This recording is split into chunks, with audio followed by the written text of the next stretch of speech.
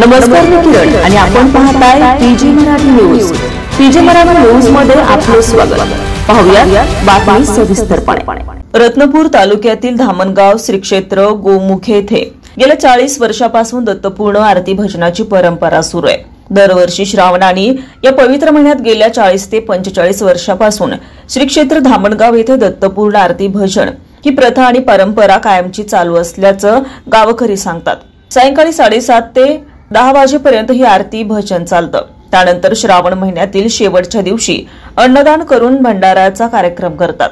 या दत्त भजनाचे प्रयोजक धामणगावचे नंदकुमार थोरहत्ते, रमेश आघाडे, विकास कापसे, माधव तुरेवाले, रामेश्वर आघाडे, संजय दांडेकर, गणेश दांडेकर, ज्ञानेश्वर चव्हाण, गुलाब तुरेवाले, विष्णू भोजने, तबलावादक अक्षय थोरहत्ते, दीपक पल्लाळ, तानोबा पल्लाळ, कृषी पल्लाळ या सर्वांचं सहकार्य असते। तर भाविकांचा मोठ्या प्रमाणात सहभाग दिसून येतोय।